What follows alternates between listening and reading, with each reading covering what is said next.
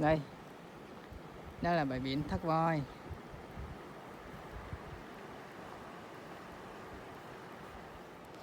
Đây là các bạn ơi, thì hiện tại thì mình đang ở trên chỗ Thác Voi nha các bạn.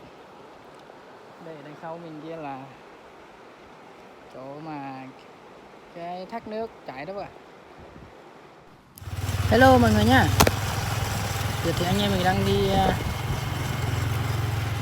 ra bãi sông Ba Thác Voi nha các bạn. Đây anh em mình 4 người, có 2 anh em đi trước nha.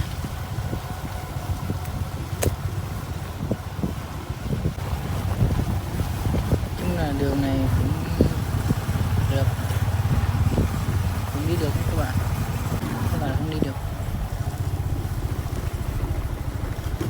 Đến tới nơi thì mình sẽ review cho mọi người xem cảnh đẹp ở bên Thác Voi nha các bạn. Hả?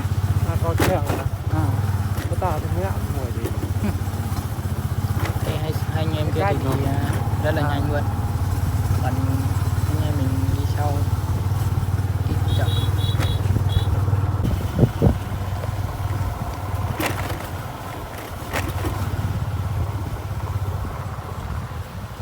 Rồi phía trước kia như đường khó đi này. Đúng rồi. Chỗ này hơi khó đi nha các bạn. Đấy.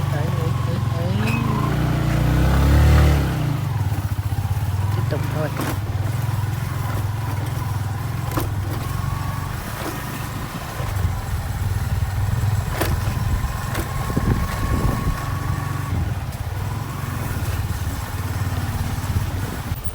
Vậy thì xuống dốc nha các bạn.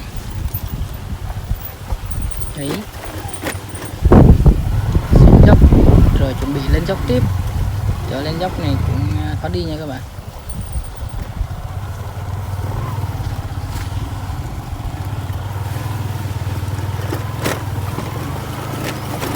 Đấy.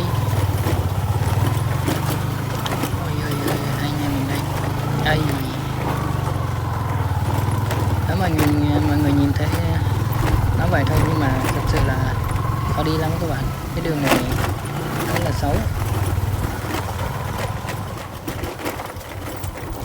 Đây anh em mình cũng gần tới rồi các bạn. Đi khoảng một đoạn rồi tới anh em mình nghỉ ngơi.